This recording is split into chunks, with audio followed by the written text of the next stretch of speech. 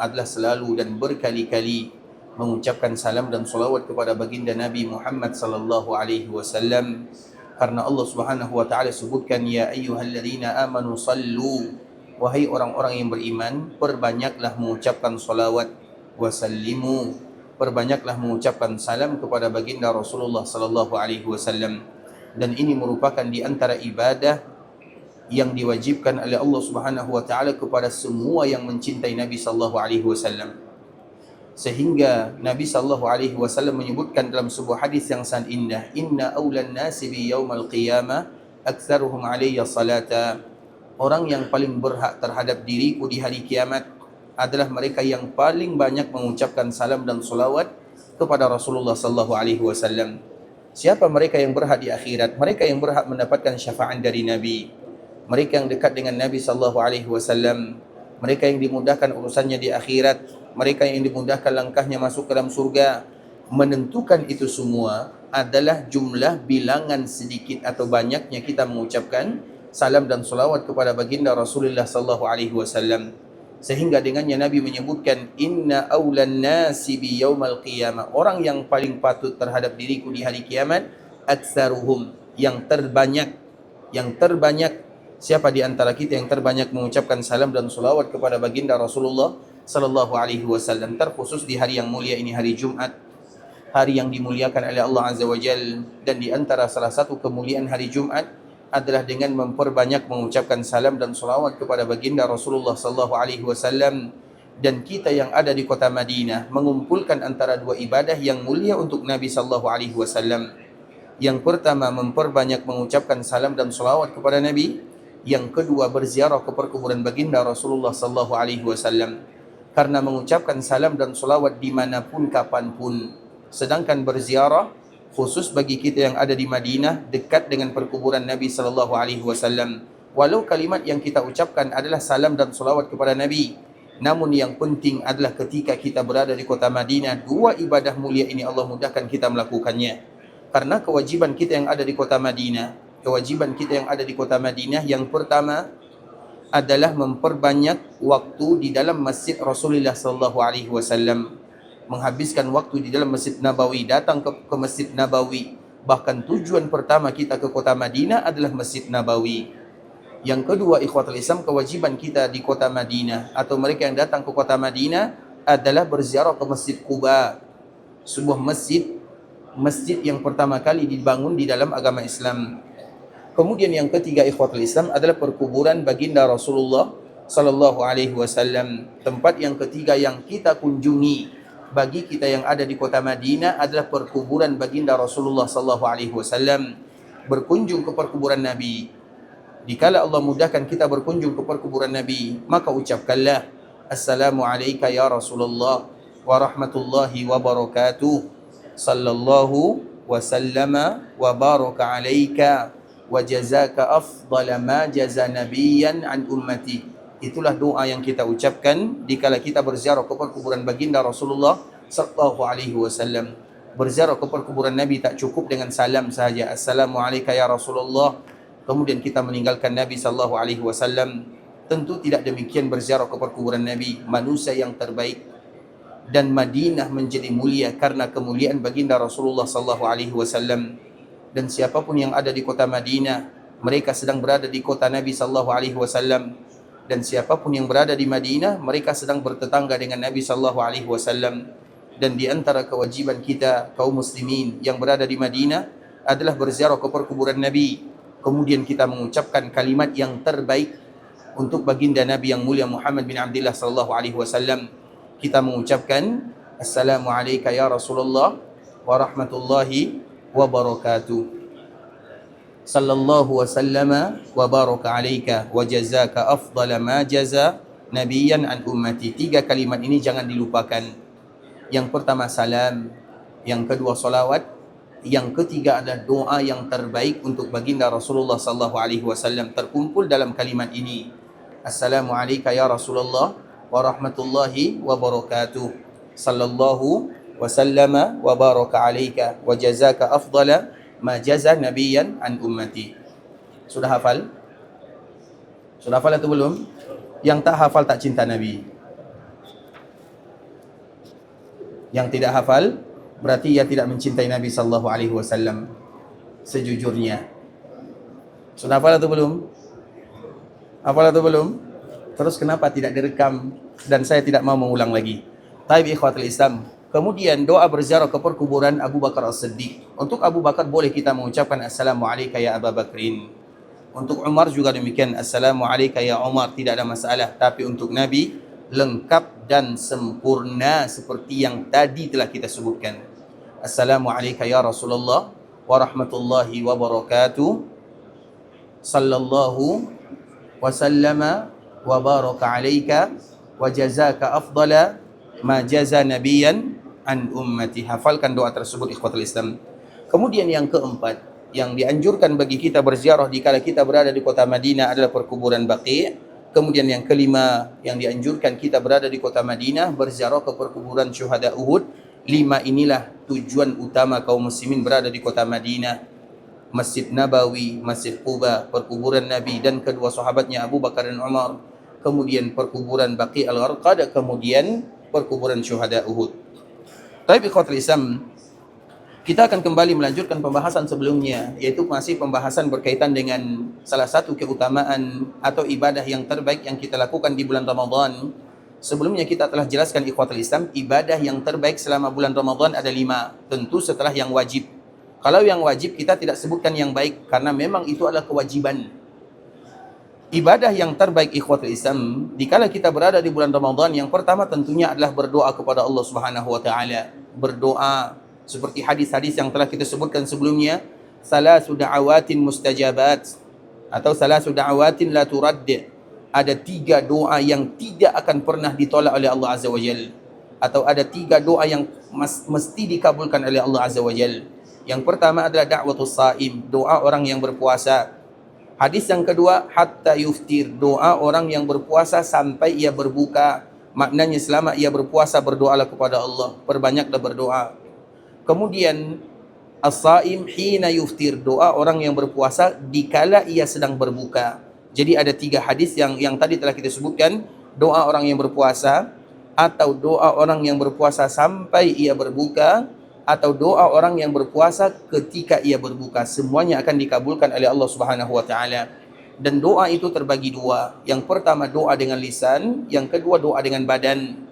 Doa dengan lisan mungkin kita tidak sanggup berlama-lama, tapi kita sanggup berlama-lama doa dengan badan. Apa maknanya? Setiap kali kita beribadah kepada Allah, maka itu disebut dengan doa. Kita sedang solat tarawih, doa namanya. Kita sedang solat wajib, doa namanya. Kita sedang duduk iktikaf, doa namanya. Kita sedang baca Quran, doa namanya. Apa yang berdoa? Jasad badan kita ini sedang berdoa kepada Allah Azza wa Jalla. Karena jasad kita ini akan bersaksi di hadapan Allah Subhanahu wa taala, ya Allah, fulan bin fulan, ia jadikan aku untuk melakukan ketaatan kepadamu. Tangan kita berbicara bersaksi, kaki kita bersaksi, anggota badan kita bersaksi, dan alangkah beruntungnya ketika ia gunakan mereka untuk ketaatan kepada Allah Subhanahu wa taala. Maka itu disebut dengan doaul ibadah. Kemudian yang kedua disebut dengan doaul mas'alah. Doaul mas'alah itu adalah doa dengan lisan. Dikala seseorang mengangkat kedua tangannya meminta bermohon kepada Allah, maka itu disebut dengan doa al-mas'alah. Kedua-dua ini disebut dengan doa. Artinya ibadah yang terbaik yang kita lakukan pertama adalah berdoa. Kemudian yang kedua adalah qiyam Ramadan. Qiyam Ramadan adalah di antara ibadah yang terbaik. Kemudian yang ketiga ikhwatul Islam, ibadah yang terbaik dikala kita berada di bulan Ramadan adalah tilawatul Quran. Kemudian yang keempat, ibadah yang terbaik adalah luzumul masajid, yaitu memperlama waktu di dalam masjid. Terkhusus bagi kita yang datang ke tanah haram Makkah Madinah, perbanyaklah waktu di dalam Masjidil Haram Makkah dan Madinah. Kemudian yang kelima adalah it'amut ta'am, atau memberikan makanan atau bersedekah. Dan itu yang telah kita jelaskan sebelumnya ikhwatul Islam. Namun poin penting yang harus kita ingat bahwa ibadah yang terbaik di bulan Ramadan ada 5 yang tadi telah kita sebutkan. Siapa yang bisa ulang? Yang paling tua dulu. Sila yang pertama, jangan tengok catatan. Baik, yang pertama berpuasa, salat tarawih, memberi makan, berlama-lama di masjid, bersedekah. Ada lagi? Membaca Al-Quran 6, tapi kita sebutkan 5 tadi. Jadi tambah 1 ya. Hai, Masya Allah, Allahumma barik, sila-sila, Masya Allah. Berpuasa itu kewajiban. Berpuasa tak masuk di dalamnya. Karena itu sesuatu yang sudah mesti dilakukan oleh kaum muslimin. Jadi itu merupakan 5 ibadah. Kalau kita tidak bisa melakukan 1, maka lakukanlah 5. Terbalik ya. Sebenarnya bukan terbalik, itulah yang sesungguhnya. Artinya usahakanlah untuk melakukan semuanya dari yang 5 ini. Nah, taib ikhwatul Islam. Sekarang kita akan bahas tentang masalah it'amut ta'am atau bersedekah atau berzakat. Kemarin kita telah jelaskan bahwa setiap zakat itu ada kekhususan masing-masing. Antara satu zakat dengan zakat yang lain tak sama. Yang namanya tak sama, yang dikeluarkan juga tak sama. Zakat harta dikeluarkan adalah harta. Zakat hewan ternak yang dikeluarkan adalah hewannya. Zakat buah-buahan yang dikeluarkan buah-buahannya. Zakat fitri yang dikeluarkan makanannya. Bisa dipahami ikhwatul Islam? Setiap zakat itu punya nama dan setiap zakat itu ada kekhususan masing-masing. Tak sama antara satu dengan yang lainnya. Zakat harta yang dikeluarkan harta sehingga disebut dengan zakat mal. Zakat harta disebut dengan zakat harta karena yang dikeluarkan adalah harta. Zakat buah-buahan pertanian yang dikeluarkan adalah bahan pertaniannya. Kemudian zakat hewan, zakat bahimatul an'am yang dikeluarkan adalah hewannya, kambing yang dikeluarkan kambingnya, kerbau yang dikeluarkan kerbaunya. Kemudian ikhwatul Islam, zakatul fitri yang dikeluarkan adalah makanannya. Karena disebut dengan fitri. Fitri itu artinya adalah apa arti fitri? Kita harus bahas dulu dari awal ikhwatul Islam karena pembahasan kita sekarang adalah zakatul fitri. Dan kita selalu ingatkan kaum muslimin sebelum kita bahas tentang masalah zakat ini karena terlalu banyak masalah-masalah yang tidak akan pernah selesai. Masalah tidak akan pernah selesai dalam masalah ini. Tapi ada poin penting yang harus diingat oleh kaum muslimin. Al-khuruju minal khilafi aula. Ketika mereka keluar dari perbezaan para ulama, itu yang harus mereka cari. Carilah beribadah yang membuat kita tenang, nyaman, berada di zona aman beribadah kepada Allah Azza wa Jal. Zona aman itu penting dalam beribadah kepada Allah. Dan kita selalu sebutkan ikhwatul Islam. Zona aman itu apa contohnya? Apa contoh al-khuruju minal khilafi aula?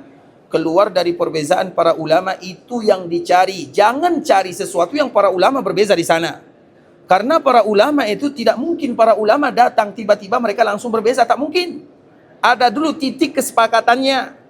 Setelah itu nanti baru mereka cabarkan masalahnya. Di situ terletak perbezaan antara satu dengan yang lainnya. Tak mungkin tiba-tiba Imam Syafi'i langsung berbeza dengan Imam Malik. Imam Malik itu gurunya, tak mungkin. Begitu juga Imam Ahmad, begitu juga dengan ulama yang lainnya. Para ulama itu datang bukan langsung untuk berbeza, tapi ada titik kesamaannya. Bisa dipahami ikhwatul Islam? Nah, titik kesamaan itulah yang mesti kita cari. Itulah yang disebut dengan al-khuruju minal khilafi aula. Dikala kita keluar dari perbezaan para ulama, itulah yang terbaik. Kita selalu contohkan tentang Masjid Nabawi yang kita berada di sini.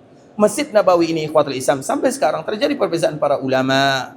Masjid Nabawi itu yang mana? Masjid Nabawi itu apakah masjid yang dibangun oleh Nabi?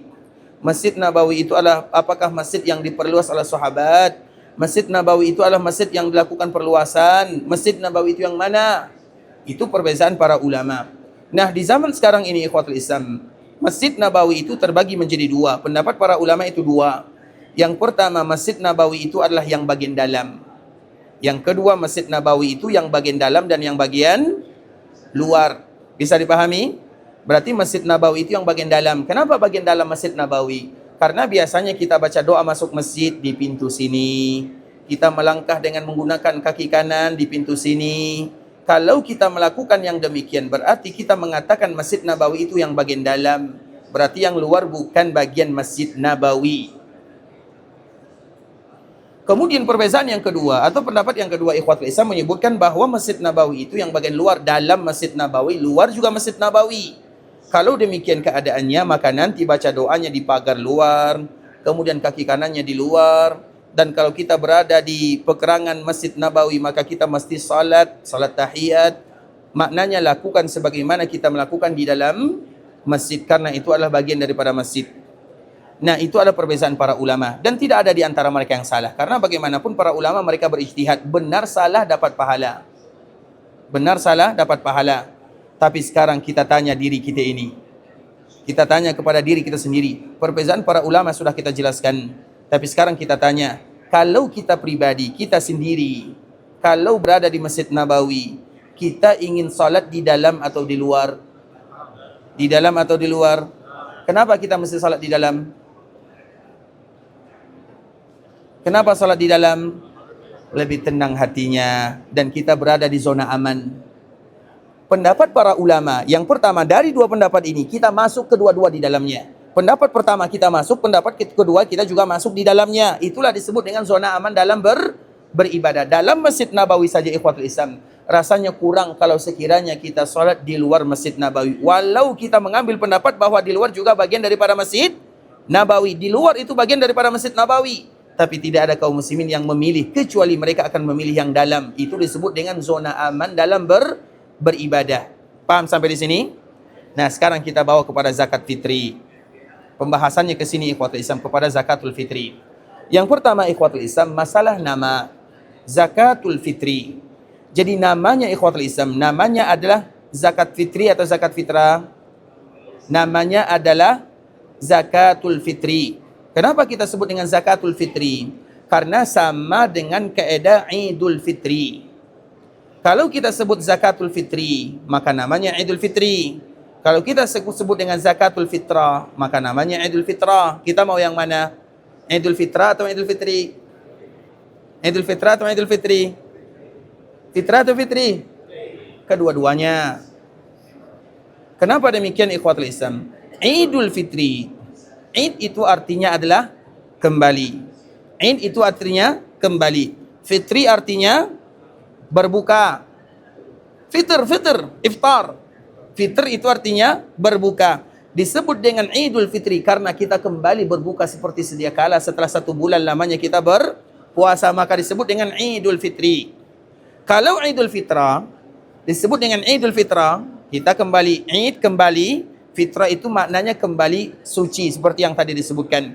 Karena siapapun yang berpuasa di bulan Ramadan dan dimudahkan mereka beribadah dengan 5 ibadah yang tadi kita sebutkan, maka Allah Subhanahu wa taala akan ampunkan dosanya. Dan semoga Allah ampunkan dosa kita bersama.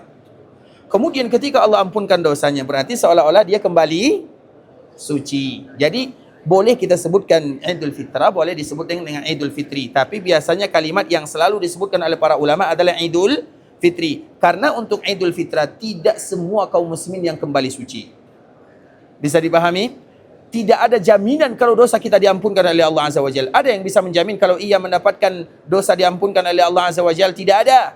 Kita hanya berharap semoga Allah ampunkan dosa kita. Tapi memastikan tidak ada. Tidak ada di antara kita yang bisa pastikan kalau ia berpuasa menyebabkan Ramadan mengampunkan dosanya. Bahkan Nabi berdoa kepada Allah, celaka bagi mereka yang mendapatkan Ramadan kemudian dosanya tak diampunkan oleh Allah Azza wa Jalla. Berarti maknanya banyak orang yang mendapatkan Ramadan kemudian mereka tidak diampunkan dosanya oleh Allah Azza wa Jalla. Sehingga untuk penamaan Idul Fitrah itu sulit. Kembali kepada suci, tidak semua orang kembali kepada suci. Tapi kembali berbuka, semua kaum muslimin wajib berbuka. Bahkan kalau tidak ada yang berbuka, maka mereka berdosa. Sehingga nama yang disepakati oleh para ulama adalah Idul Fitri. Kalau namanya Idul Fitri, maka zakatnya juga disebut dengan zakatul fitri. 2 ibadah yang tak boleh dipisahkan. Kenapa demikian? Karena zakatul fitri dengan Idul Fitri 2 hal yang sama. Sehingga kewajiban, kapan kewajiban zakatul fitri itu dimulakan kita membayarnya? Kapan kewajiban kita membayar zakatul fitri? Kapan kewajibannya? Kapan? Ketika kita akan berhari raya. Ketika kita mau hari raya ikhwatul Islam, Idul Fitri, maka ketika matahari terbenam esoknya raya, maka disitulah kewajiban kita membayar zakatul fitri. Kewajiban kita membayar zakatul fitri, yang wajibnya itu ikhwatul Islam adalah ketika matahari terbenam di malam rayanya.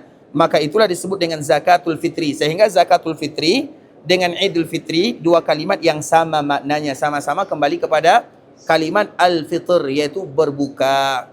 Nah, kalau berbuka itu ikhwatul Islam biasanya dengan makanan atau dengan apa? Itulah makanya tadi kita sebutkan, disinilah terjadi perbezaan para ulama ikhwatul Islam. Namun bagaimanapun seorang muslim, mereka harus mencari kehati-hatian dan zona aman dalam beribadah kepada Allah Azza wa Jalla. Sebelum kita jelaskan tentang ini, kita sebutkan dulu kewajiban zakatul fitri. Zakatul fitri itu ikhwatul Islam adalah kewajiban yang diwajibkan oleh Allah Azza wa Jalla. Abdullah bin Umar radhiyallahu taala anhuma menyebutkan, farada Rasulullah sallallahu alaihi wasallam zakatul fitri. Nabi sallallahu alaihi wasallam mewajibkan zakatul fitr. Maknanya zakatul fitri itu wajib hukumnya untuk semua manusia yang beriman kepada Allah Subhanahu wa taala, yang lelaki yang perempuan, yang besar yang kecil, yang merdeka yang budak, semuanya wajib bayar. Bahkan sebahagian para ulama juga menjelaskan, ikhwatul Islam, siapapun di antara kaum muslimin yang istrinya sedang hamil atau ada yang keluarganya hamil dan anaknya umurnya sudah lebih daripada 120 hari. Umur anaknya sudah lebih daripada 120 hari di malam rayanya, di malam raya, maknanya sudah lebih daripada 4 bulan umur anaknya, maka ia sudah ada kewajiban zakatul. Maknanya dianjurkan yang anak yang berada di rahim itu untuk dibayarkan oleh orang tuanya zakatul fitri. Kenapa demikian? Karena zakatul fitri itu adalah kewajiban badan, kewajiban kita, kewajiban kaum muslimin. Sehingga siapapun yang hamil, ikhwatul Islam, yang hamil keluarganya, kemudian anaknya umurnya sudah lebih daripada 120 hari. Kenapa 120 hari? Karena ini adalah ukuran 120 hari itu sudah menjadi manusia sempurna. Sudah ada ruhnya, sudah ada namanya.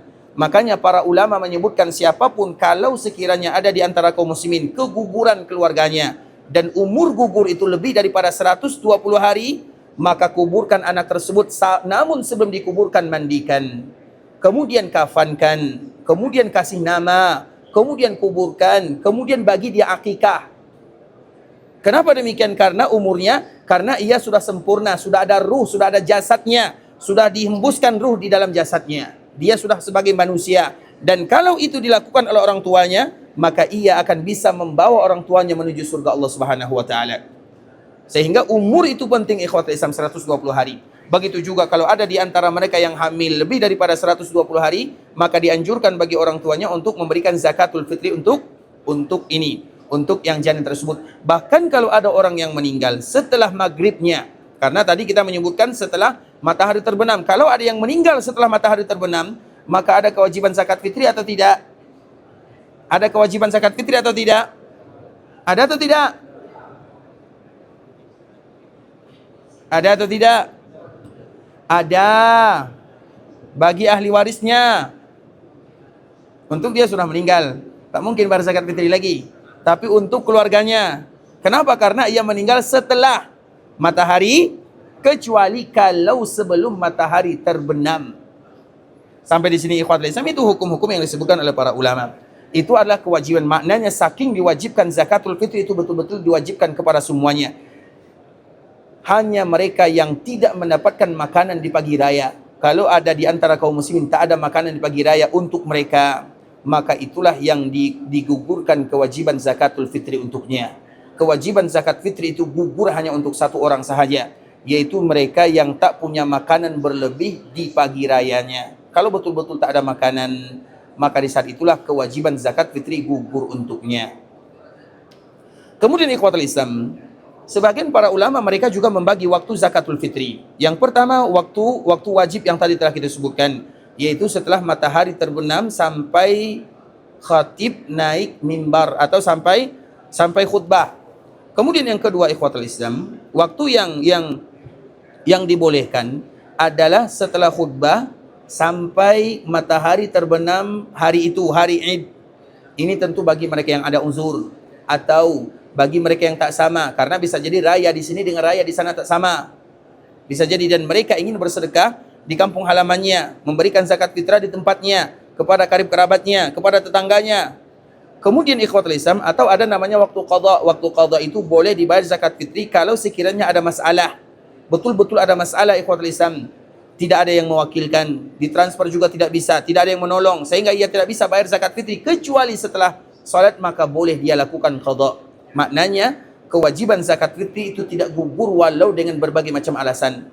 Bahkan kalau sekiranya setelah raya pun, maka kewajibannya tetap bagi mereka yang ada uzur. Kemudian ikhwatul Islam, zakatul fitri kapan dikeluarkan? Zakatul fitri ini ikhwatul Islam dikeluarkan, tadi kita menyebutkan waktunya adalah ketika matahari terbenam. Kemudian diizinkan 1 hari dan 2 hari sebelumnya. Ingat ini baik-baik ikhwatul Islam. Sekarang kita kembalikan kepada kaedah yang tadi disebutkan oleh para ulama, al-khuruju minal khilafi aula. Keluar dari perbezaan para ulama itulah yang terbaik. Di dalam syariat Islam, waktu membayar zakatul fitri itu ada di malam raya. Kemudian diizinkan 1 hari atau 2 hari sebelumnya, sebagaimana yang disebutkan oleh sahabat Abdullah bin Abbas radhiyallahu taala anhu. Nah, kemudian terjadi perbezaan para ulama di sana. Bagaimana kalau 1 minggu, 2 minggu, 3 minggu sebelumnya? Karena ada di antara kaum muslimin mereka yang sudah bayar zakatul fitr di awal Ramadan, minggu pertama, ada yang minggu kedua, ada yang minggu ketiga. Apa solusinya ikhwatul Islam? Maka kita kembalikan kepada kaedah yang tadi kita sebutkan, al-khuruju minal khilafi aula. Carilah sesuatu ibadah yang kita keluar dari perbezaan para ulama. Karena kalau kita bayar 1 minggu sebelumnya atau 2 minggu sebelumnya, kita tidak mengatakan tak sah, tapi kita berada di zona yang tidak aman beribadah kepada Allah Azza wa Jal. Menurut ulama ini betul, menurut ulama ini salah. Kenapa kalau demikian keadaannya kita tidak bayar 1 hari atau 2 hari sebelumnya? Sehingga kalau kita bayar 1 hari atau 2 hari sebelumnya, menurut semua ulama pasti betul. Paham sampai di sini ikhwatul Islam? Itulah kaidah yang tadi kita sebutkan, sama dengan Masjid Nabawi. Yang dalam Masjid Nabawi, yang luar Masjid Nabawi. Tapi siapapun kaum muslimin yang ditanya, kalian mau sholat di mana? Semua kita akan jawab di dalam. Biar hatinya lebih tenang. Begitu juga dengan zakatul fitri. Kapan waktu yang terbaik? Di setelah matahari terbenam, atau diberikan keringanan 1 hari atau 2 hari sebelumnya. Kalau yang bayar sebelumnya, bukan berarti tidak sah, tapi ia tidak aman. Berada di zona yang tidak aman di kalangan para ulama. Ulama ini mengatakan sah, ulama ini mengatakan tak sah. Kalau demikian keadaannya, cari yang semua ulama mengatakan sah. Itu adalah di antara waktu yang membayarnya. Kemudian begitu juga ikhwatul Islam, apa yang harus kita keluarkan? Ini juga merupakan perbezaan para ulama yang harus kita tahu ikhwatul Islam. Yang dikeluarkan, makanya Nabi SAW, kalau kita kembalikan kepada hadis yang dibawakan oleh Abdullah bin Umar radhiyallahu taala anhuma, bahwa Nabi SAW perintahkan sa'an min tamar, sa'an min zabib, atau sa'an min aqit. Itu adalah di antara makanan di zaman dahulu. Kurma, zabib. Zabib itu anggur yang dikeringkan, kismis bahasa kitanya. Kemudian ikhwatul Islam ada aqit. Aqit itu susu yang dikentalkan. Biasa itu adalah makanan pokok. Maka itu juga ada zakatnya. Berapa takarannya? Takarannya adalah 1 sa'. 1 sa' itu berapa ikhwatul Islam? 1 sa' itu adalah 4 mud. 1 mud itu berapa? Ini 1 mud namanya. 1 genggaman tangan lelaki yang sedang, tidak terlalu besar, tidak terlalu kecil, maka diambil makanan pokok, ini disebut dengan satu mud. Kemudian 2 ini disebut dengan 2 mud, 4 ini disebut dengan 1 sa'. Jadi 1 sa' itu berapa ukurannya? Kalau kita sulit menakar ikhwatul Islam, nanti pergi ke rumah ambil beras misalnya atau kurma, kita ambil 4 genggaman ini, maka itu disebut dengan 1 sa'. Itulah takaran yang disebutkan oleh Nabi sallallahu alaihi wasallam. 1 sa'. 1 sa' itu kalau diukur sekarang, para ulama berbeza ikhwatul Islam. Ada yang menyebutkan 2,4, ada yang menyebutkan 2,5, ada yang menyebutkan 2,7. Tapi jalan yang lebih hati-hati dan lebih aman di sana adalah 3 kilogram makanan pokok yang ada di suatu daerah. Itu adalah sesuatu yang dikeluarkan sesuai dengan apa yang disebutkan oleh baginda Rasulullah sallallahu alaihi wasallam. Dan yang dikeluarkan itu adalah makanannya, makanan yang ada di suatu daerah. Dan makanan yang ada di daerah sekarang di sini ikhwatul Islam, di sini dulu makanan pokoknya adalah kurma. Kalau sekarang makanan pokoknya sudah berubah menjadi beras, sama dengan kita. Di daerah kita ikhwatul Islam dulu makanan pokoknya adalah apa dulu? Ubi kayu. Dan sekarang sudah berubah menjadi beras. Berarti nanti yang dikeluarkan itu adalah berasnya 3 kilo. Beras 3 kilo. Ustadz, kami ingin mengeluarkan uang, bagaimana Ustadz? Silakan, tidak ada masalah. Keluarkan beras, keluarkan uang. Kalau perlu keluarkan semuanya. Tapi jangan lupa makanan pokoknya harus hadir. Kalau kita juga ingin mempendapat Ustadz, kan banyak para ulama yang mengatakan boleh kita dengan uang, dengan qimah, dengan rupiah, dengan rial, dengan ringgit, dengan dolar, boleh. Tidak ada masalah, keluarkan semuanya. Tapi berasnya jangan dilupakan. Karena memang ada sebagian daerah ikhwatul Islam, mereka tak terima beras. Mereka tak terima beras. Ada teman kami, dia pergi bersedekah ke kampung halamannya. Kampung halaman dia itu adalah penghasil beras yang paling banyak. Tidak ada satupun orang yang menerima beras. Kemudian apa yang dia lakukan? Dicari orang yang mau menerima. Karena biasanya orang yang tidak mau menerima itu biasanya orang apa ikhwatul Islam? Orang kaya kan? Berarti kalau dia tidak mau menerima beras karena orang miskin, fakir. Karena zakat fitri ini khusus untuk 2 orang saja. Kalau tidak fakir maka miskin. Kalau zakat harta untuk 8 golongan yang kemarin kita sebutkan. Fakir, miskin, amil, fisabilillah, ibnu sabil, orang yang berjihad, orang yang berhutang, orang yang ini muallaf, itu untuk orang yang zakatul mal. Kalau untuk zakatul fitri untuk 2, yaitu fakir dan miskin. Kalau ada orang yang tak terima apa yang kita bagi, berarti mereka bukan fakir, bukan miskin. Berarti cari yang lain. Karena orang fakir, orang miskin tidak pernah menolak apapun yang kita bagi. Itu merupakan di antara salah satu kaidah perbezaan antara zakat fitri dengan zakat harta. Kemudian ikhwatul Islam yang dikeluarkan, memang terjadi perbezaan para ulama. Tapi yang harus kita ingat, di zaman Nabi sudah ada uang atau belum? Sudah ada dinar, sudah ada dirham, sudah ada uang, sudah ada mata uang, sudah ada. Tapi Nabi tetap perintahkan sa' min tamar. 1 sa' dari tamar, 1 sa' dari syair, 1 sa' dari zabib, 1 sa' dari aqid. Jadi tamar, ada syair itu gandum, kemudian ada zabib, kemudian ada aqid. Itu yang dikeluarkan, yang diperintahkan oleh baginda Rasulullah sallallahu alaihi wasallam. Kalau ada yang mengatakan boleh mengeluarkan dengan uang, tidak ada masalah, tapi ikutkan makanan pokoknya juga supaya kita lebih tenang. Ingat, al-khuruju minal khilafi aula. Kita kembalikan kepada kaidah yang tadi kita sebutkan, beribadalah sesuatu yang ibadah kita selesai di sisi Allah Subhanahu wa taala. Beribadalah di mana ibadah tersebut kita keluar dari perbezaan para ulama. Semua para ulama mazhab semuanya sepakat kalau yang dikeluarkan itu adalah makanan yang ada di suatu daerah. Semuanya sepakat. Kemudian terjadi perselisihan. Bagaimana kalau kita keluarkan makanan diganti dengan uang? Maka baru terjadi perselisihan. Nah, kita sebagai seorang muslim cari yang para ulama tak berselisih, sehingga kita dengannya beribadah di zona yang aman. Kemudian ikhwatul Islam, ada salah seorang bertanya kepada Imam Ahmad, ini masalah memberikan dengan uang sudah lama ya, dari zaman dahulu kala. Ada yang mengatakan, wahai Imam, ada para ulama yang memberikan fatwa bahwa boleh kita memberikan dengan uang. Dan yang memberikan fatwa adalah Umar bin Abdul Aziz. Dan kita tahu Umar bin Abdul Aziz adalah salah seorang manusia yang mulia. Terkumpul untuknya 2, dunia dan agama untuknya. Dunia karena ia adalah seorang amirul mukminin, pemimpin kaum muslimin. Agama karena ia adalah ulama. Satu-satunya pemimpin kaum muslimin yang dia adalah ulama adalah Umar bin Abdul Aziz. Bahkan kita selalu menyebutkan ikhwatul Islam, dalam hadis Nabi sallallahu alaihi wasallam pernah disebutkan tidak ada 100 tahun kecuali ada satu ulama pembaharu. 100 tahun yang pertama semuanya sepakat Umar bin Abdul Aziz. Padahal ia adalah amirul mukminin, ia adalah pemimpin kaum muslimin. Kemudian abad yang kedua, 200 yang kedua, maka yang diutus itu adalah Imam Syafi'i. Karena Imam Syafi'i meninggal pada tahun 204 Hijriah. Umar bin Abdul Aziz meninggal pada tahun 102 Hijriah. Maknanya semua ulama kaum muslimin sepakat abad pertama Umar bin Abdul Aziz. Abad kedua adalah Imam Syafi'i. Abad ketiga, keempat, kelima dan seterusnya terjadi perselisihan para ulama. Tidak ada yang sepakat siapa ulama tersebut. Namun yang terpenting bahwa di abad yang pertama itu Umar bin Abdul Aziz. Jadi ketika kita sebutkan Umar bin Abdul Aziz, dia bukan hanya seorang pemimpin, dia ulama. Nah, artinya ikhwatul Islam, Imam Ahmad pernah dikatakan kepadanya, Umar bin Abdul Aziz dia memberikan fatwa bahwa boleh memberikan qimah, itu dengan uang. Apa kata Imam Ahmad? Yada'una qala Rasulullah sallallahu alaihi wasallam wa yaquluna qala fulan wa fulan. Kalian meninggalkan perkataan Nabi sallallahu alaihi wasallam dan kalian mengatakan ini pendapat fulan dan pendapat fulan. Bukan berarti pendapat fulan itu salah. Dan kalau kita tanya ikhwatul Islam, misalnya contoh para ulama yang membolehkan dengan menggunakan uang, mereka tidak akan pernah mengeluarkan dengan uang. Itu yang harus kita ingat.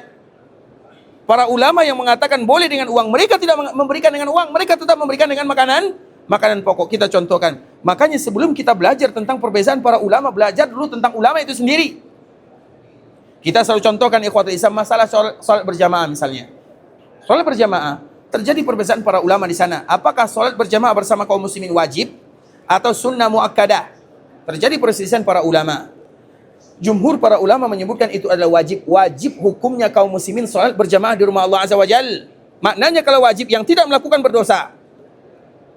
Ulama Syafi'iyah mereka menyebutkan sunnah muakkadah, sangat dianjurkan. Kalau sekiranya tidak melakukan salat berjamaah bersama kaum muslimin, ia tidak berdosa tapi meninggalkan kewajiban. Itu adalah secara pendapat. Nah, tentunya ikhwati Islam, sebelum kita melihat pendapat ini, kita belajar dulu dari Imam Syafi'i. Imam Syafi'i itu ikhwatul Islam tidak pernah satu hari pun ia tidak sholat kecuali bersama kaum muslimin. bahkan di akhir kehidupannya disebutkan oleh Harmalah seorang muridnya yang ada di Mesir menyebutkan Imam Syafi'i itu terkena penyakit bawasir, ambeien yang sangat parah, keluar darah. Namun dengan penyakit yang berat yang keluar darah, ia tidak pernah kecuali salat bersama kaum muslimin. Inilah ulama Imam Syafi'i yang menyebutkan sunnah muakkadah. Sebelum kita mengambil pendapatnya, ambil apa yang ia lakukan. Paham sampai di sini ikhwatul Islam? Iya, mungkin pendapat supaya nanti kenapa Imam Syafi'i mengatakan yang demikian? Supaya tidak terlalu banyak kaum muslimin yang berdosa dengannya. Karena betapa banyak kaum muslimin mereka yang tidak hadir ke rumah Allah Azza wa Jalla untuk melakukan salat berjamaah. Karena kalau dikatakan wajib, mereka akan berdosa. Seolah-olah itu merupakan, makanya disebut dengan sunnah muakkadah. Tapi sebelum kita mengambil pendapatnya, ambil perbuatannya dulu. Imam Syafi'i yang mengatakan demikian tidak pernah sekalipun kecuali salat berjamaah bersama kaum muslimin. Begitu juga para ulama-ulama yang lainnya. Mereka yang mengatakan boleh dikeluarkan dengan uang, mereka akan mengeluarkan makanan pokok. Paham sampai di sini ikhwatul Islam? Maka carilah zona aman dalam beribadah kepada Allah Subhanahu wa taala. Sampai di sini pembahasan yang bisa kami jelaskan. Kalau ada yang bertanya kami persilahkan. Tentu kita dahulukan yang tua-tua dulu ya. Baik. Baik, silakan.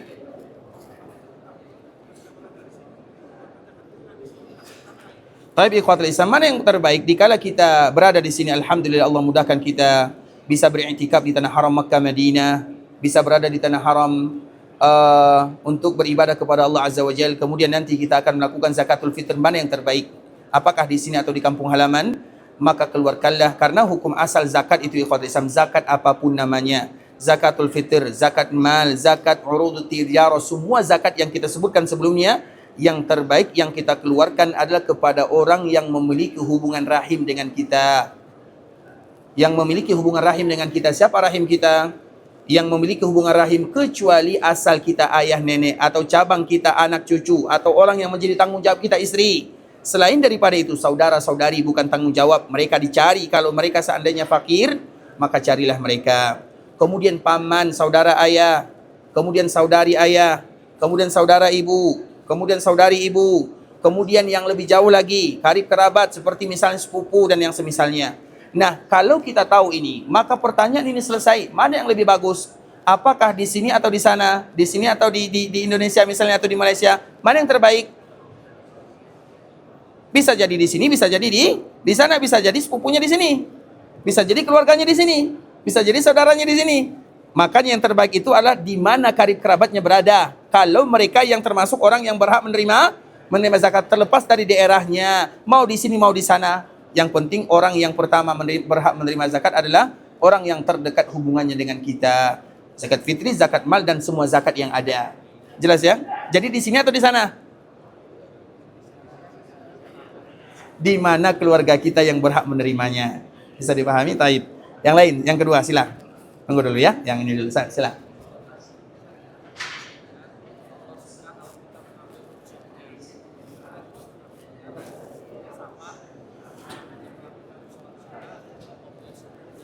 Taib, ya.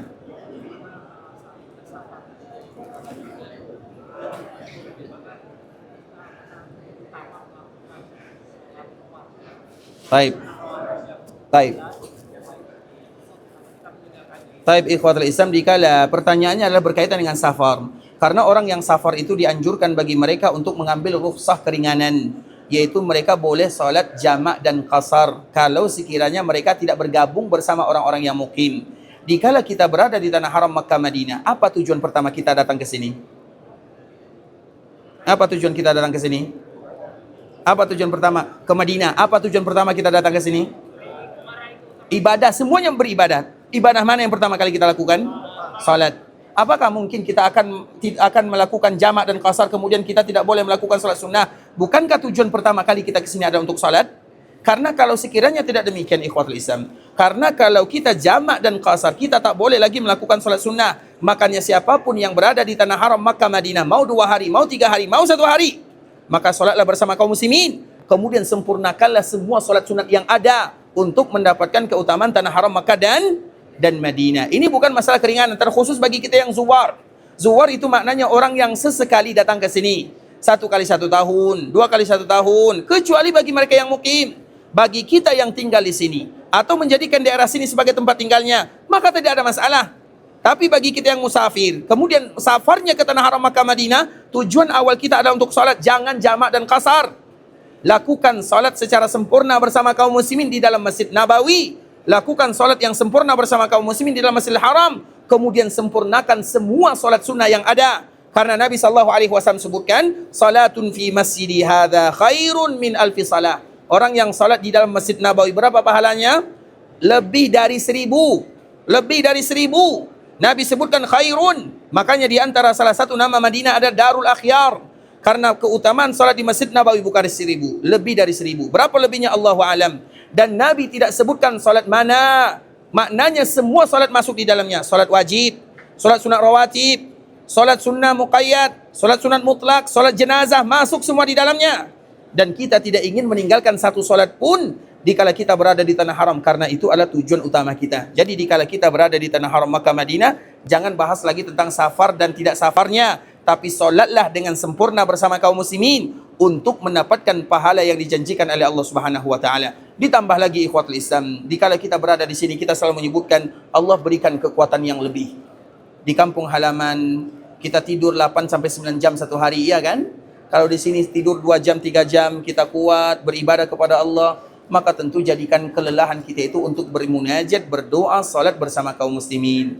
Jangan lelah karena belanja, tapi lelahlah karena beribadah kepada Allah Subhanahu wa taala, terutama bolak-balik salat, salat malam, semua salat sunat lakukan, bahkan salat jenazah jangan ada di antara kita yang meninggalkannya. Baik, sila.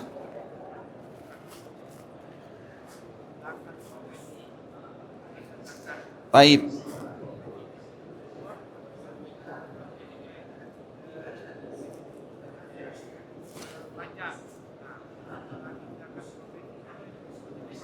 Taib. Barakallahu fikum ikhwatul Islam. Zakat profesi ada atau tidak ikhwatul Islam? Ada. Zakat itu ada semuanya, semua ada. Dan zakat itu bukan untuk orang yang kaya saja. Zakat itu untuk orang yang semua kaum muslimin. Tapi wajib atau tidak, kan itu pertanyaannya. Kalau sekiranya pemerintah yang mewajibkan, percuma kita jawab. Karena kita katakan tidak, juga diambil. Jadi apa gunanya kita jawab? Bisa dipahami? Kalau sekiranya itu adalah aturan dari negara, tak boleh lagi kita jawab. Paham sampai di sini? Paham atau tak paham? Berarti pertanyaannya, kalau itu aturan negara atau bukan? Aturan kerajaan atau bukan? Zakat profesi, aturan kerajaan atau bukan? Aturan negara atau tidak? Kalau aturan negara, selesai jawabannya. Bayar. Bayar, selesai. Tapi kalau apakah itu bukan diwajibkan oleh negara atau tidak? Tak ada yang berasal dari negara kita nih. Tak tahu undang-undang ya? Ini diwajibkan atau bukan? Oleh negara maksudnya. Diwajibkan. Udah selesai. Kalau diwajibkan oleh negara, tak boleh lagi kita bahas. Paham sampai di sini? Karena percuma kita bahas. Bikin begaduh dengan negara. Tak ada guna. Dan bahkan sami'na, itu merupakan di antara kaum muslimin. Makanya Nabi SAW menyebutkan asmi' wa ata', asmi' wa ati', wa in daraba zahraka wa akhadha malak. Dengarkan, taati, walau sekiranya mereka ambil hartamu dan pukul punggungmu. Makanya kalau ini aturan negara, tak boleh kita bahas lagi. Nah, kepada Bapak yang bertanya, ini kewajiban negara atau bukan? Bukan. Betul nih.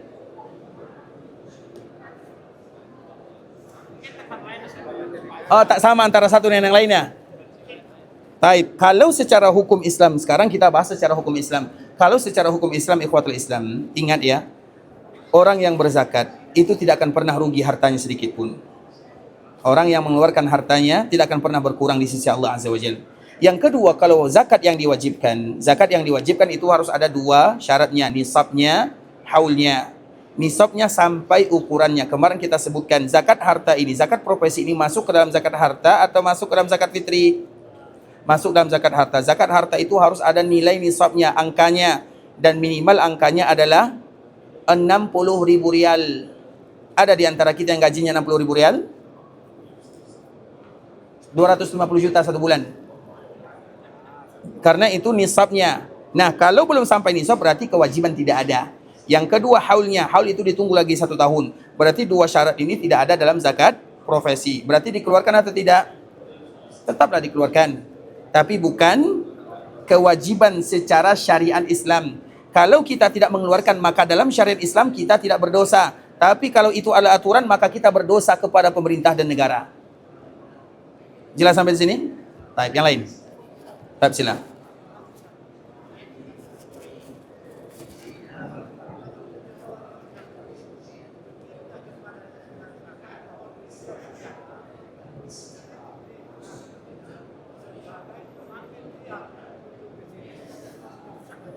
Baik, ikhwatul Islam, ada orang yang di sini kemudian dititip sajadah, kemudian letakkan di sini untuk memanggil berdoa.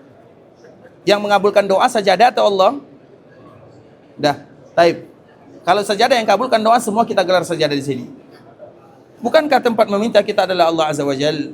Apalagi bagi kita yang ingat ikhwatul Islam, jangan jadikan Makkah Madinah sebagai jualan. Jangan jadikan Makkah Masjid Nabawi, Ka'bah Al-Musharrafah sebagai jualan. Banyak orang yang jualan dan mereka tak tahu kalau mereka sedang jualan.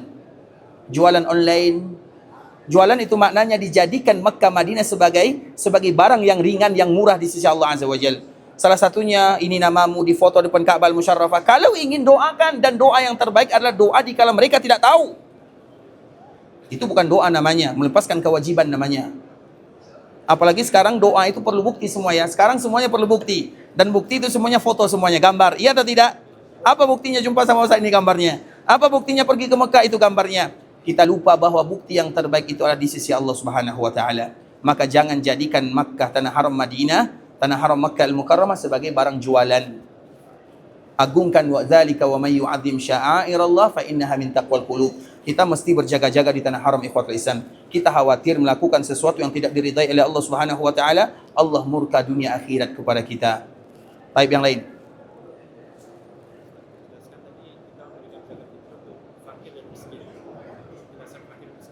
Baik, ini sebenarnya sudah kita jelaskan ikhwatul Islam. Siapa fakir dan miskin? Orang fakir adalah mereka yang tidak mendapatkan separuh dari apa yang mereka perlukan.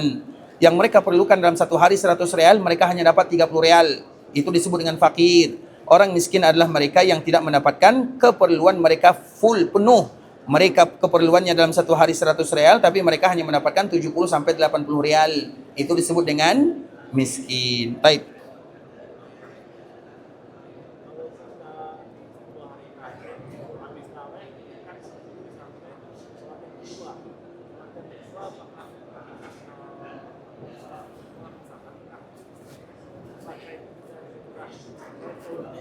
Tapi ikhwatul Islam, salat yang kedua, terutama bagi kita yang i'tikaf di tanah haram, apakah itu disebut dengan tahajud atau salat malam? Sebutkan apapun namanya, mau salat tahajud, mau salat malam, yang penting salat, jangan tidur, itu saja. Iya kan? Kan tak penting nama, tak penting. Tapi ibadah yang penting, terlepas dari nama. Penat kita dengan mengurus nama, ya kan? Baik. Kalau puasa berselisih antara sini dengan sana, Bapak orang mana? Orang Indo atau orang Arab Saudi? Dan Bapak sedang berada di mana? Siapapun kita ikhwatul Islam, maka ikutilah daerah yang kita berada di dalamnya. Kalau kemarin kita berpuasa di sini, awal Ramadan kita di sini, ikuti di sini. Di sini hari Rabu. Tapi kalau kemarin kita hari Rabunya di negara kita masing-masing, di Indonesia, di Malaysia, di Singapura dan yang semisalnya, maka ikuti negara masing-masing. Karena itu yang disebutkan oleh Abdullah bin Abbas radhiyallahu taala anhu. Jadi cerita Abdullah bin Abbas dengan Muawiyah. Abdullah bin Abbas berada di Mekah atau Madinah, Muawiyah berada di Syam. Orang-orang sana ikhwatul Islam berpuasa di hari Jumat. Orang yang ada di Mekah Madinah berpuasa di hari Sabtu. Kemudian Muawiyah bertanya, tidakkah kalian berpuasa di hari Jumat bersama kami? Apa jawaban Abdullah bin Abbas? Hakadha amarana Rasulullah sallallahu alaihi wasallam. Seperti inilah Nabi perintahkan kita. Setiap daerah itu punya matlak masing-masing. Setiap daerah itu punya ru'yah masing-masing. Dan ru'yah itu biasanya ikhwatul Islam perbezaannya hanya satu hari saja. Ada yang ru'yahnya perbezaannya 2 hari? Jarang. Biasanya hanya 1 hari saja. Maka dikala terjadi perbezaan ru'yah antara satu daerah, bahkan negara jiran pun tak ada masalah. Misalnya antara Indonesia dengan Malaysia perbezaan ru'yah tidak ada masalah. Jangan pernah, oh kita kan tidak ada istilahnya. Setiap daerah punya matlak ru'yah masing-masing selama itu. Dan ingat, yang menentukan ru'yah itu adalah otoritas pemerintah, kerajaan, negara, bukan pribadi. Walaupun yang melihatnya pribadi individu, tapi mereka harus melaporkan kepada kepada negara dan kerajaan. Kalau kerajaan mengiyakan maka semuanya berpuasa. Tapi kalau kerajaan mengatakan tidak maka tidak boleh berpuasa.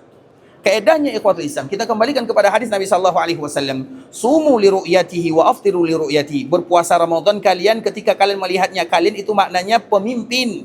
Wa aftiru, aftir itu maknanya beridul fitrilah kalian, berfitrilah kalian. Idul fitrilah kalian bersama mereka yang diberikan otoritas, yaitu kerajaan dan pemimpin. Ini bukan masalah benar dan salah. Ingat bahasa ini. Ini bukan masalah benar dan salah. Kalau sekiranya mereka salah, maka kita tetap benar mengikutinya. Karena itu yang diperintahkan. Yang lebih diutamakan itu adalah sama-sama berbuka dan sama-sama berpuasa. Itu yang lebih diinginkan dalam agama. Kalau mereka benar, kita dapat dua. Ikut mereka dan benar. Kalau mereka salah, dan mereka pemerintah kerajaan tak mungkin salah tanpa ada alasan. Makanya orang yang mujtahid, kalau mereka salah dapat satu pahala. Jadi kaedahnya kalau kita ikut ikhwat Islam, kita dapat satu pahala walau mereka salah. Kalau mereka benar, kita dapat dua pahala. Kalau seandainya kita tidak ikut mereka, kedua-duanya salah. Kalau kita benar tetap salah. Kalau kita salah, dua kali salahnya. Jadi kita mau pilih yang mana? Itu pilihan dalam angka-angka di dalam masalah. Karena kita kembalikan kepada hadis Nabi sallallahu alaihi wasallam. Dan Abdullah bin Abbas menyebutkan hakadha amarana Rasulullah sallallahu alaihi wasallam. Ini pembahasan yang sudah kita bahas terlebih dahulu ikhwatul Islam. Tapi intinya ikutlah berpuasa di daerah yang kita tinggal dan berada di dalamnya. Di mana kita berada, berpuasalah di hari itu dan berbukalah di hari itu. Taib yang lain kami persilakan.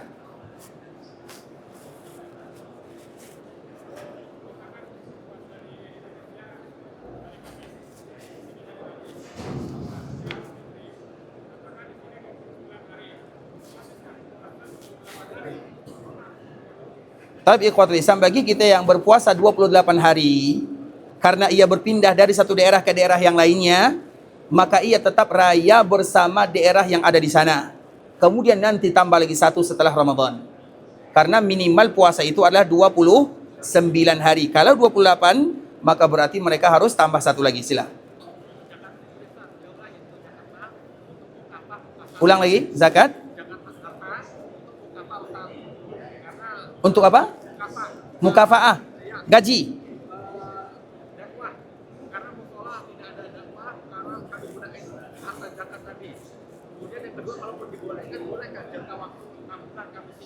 Taib ikhwatul Islam, zakat harta bolehkah untuk bangun musalla karena tidak ada musalla atau tidak ada guru ngaji, tidak ada gaji untuk guru ngajinya, maka ketahuilah orang kampung itu semuanya adalah orang kampung yang zalim. Orang kampung itu semuanya adalah orang kampung yang, kenapa tak dibagi guru ngaji gajinya yang mengajarkan anak-anak kaum muslimin? Zakatul fitri, zakatul mal tidak boleh diterima kecuali 8 golongan, tidak boleh yang lain. Itu jumhur para ulama. Tidak boleh bangun masjid, tidak boleh perbaiki ini, tidak boleh untuk ini, tidak boleh untuk ini, kecuali 8 tadi. Paham sampai di sini ikhwatul Islam? Karena karena Allah sebutkan innamas sadaqatu lil fuqara'i wal masakini wal 'amilina 'alaiha wal mu'allafati qulubuhum wa fir riqabi wal gharimin wa fi sabilillah wa ibnis sabil. Allah tentukan 8 asnaf, selesai. Tidak boleh untuk lain. Guru ngaji, kalau dijadikan gaji, tengok dulu gurunya. Apakah ia fakir, atau miskin, atau berhutang, atau yang mana? Kalau sekiranya guru gajinya kaya, tak boleh dibagi. Makanya orang kampung itu kewajiban orang kampung. Zakat harta itu ikhwatul Islam bukan milik kita. Harta itu bukan milik kita. Maka berikanlah kepada apa yang diinginkan oleh Allah Subhanahu wa taala. Jelas sampai di sini? Maka lihat status guru ngaji ini fakir atau miskin? Tidak boleh operasional dakwah, tidak boleh. Jihad fisabilillah itu satu orang. Operasional itu satu orang atau itu banyak orang? Makanya orang kampung yang apakah tak ada harta yang lain dijadikan untuk operasional? Operasional itu hari-hari yang lain, bukan dari zakat zakat harta. Karena kalau demikian keadaannya betapa banyak kaum muslimin tidak akan bersedekah. Kita selalu ingatkan, orang yang selalu berzakat mereka akan berzakat kapanpun, bilapun, di Ramadan, di luar Ramadan. Hanya saja di dalam Ramadan dianjurkan diperbanyak dibandingkan dengan hari-hari yang lainnya. Tidak boleh untuk operasional. Jelas? Menyesal bertanya kan? Taib. Taib yang lain kami persilakan. Taib ikhwat Islam, karena terlalu banyak ya, insyaallah esok kita sambung lagi. Barakallahu fikum. Yang benar dari Allah Subhanahu wa taala, yang salah dari kami pribadi karena kekurangan ilmu kami mohon maaf kalau ada kesalahan. Yang benar dari Allah Azza wa Jalla. Dan kami mohon maaf kalau ada kata-kata yang salah, kalimat yang kurang tepat, bahasa yang kurang bagus, kami mohon dimaafkan. Dan kita berharap bermohon meminta kepada Allah Subhanahu wa taala agar Allah Subhanahu wa taala ampunkan dosa kita bersama. Allah terima amal ibadah kita, Allah terima puasa kita, qiyam kita, siyam kita, tilawatul Quran kita. Allah Subhanahu wa taala memberikan kepada kita yang umratan mabrurah, wa sa'yan mashkura, wa dzamban maghfura. Kalau ada di antara kita yang pulang ke kampung halaman, dimudahkan perjalanannya, dilancarkan urusannya, kembali kepada keluarganya dalam keadaan sehat walafiat. Semoga Allah berikan keikhlasan dalam setiap ibadah, istiqamah dalam agama, dan semoga Allah tutup usia kita dalam keadaan husnul khatimah. Amin amin ya rabbal alamin. Subhanakallahumma bihamdika asyhadu an la ilaha illa anta astaghfiruka wa atubu ilaik. Wa sallallahu wa sallam ala nabiyyina wa habibina wa khalilina wa sayyidina Muhammadin wa ala alihi wa sahbihi wa sallam tasliman katsira. Assalamualaikum warahmatullahi wabarakatuh.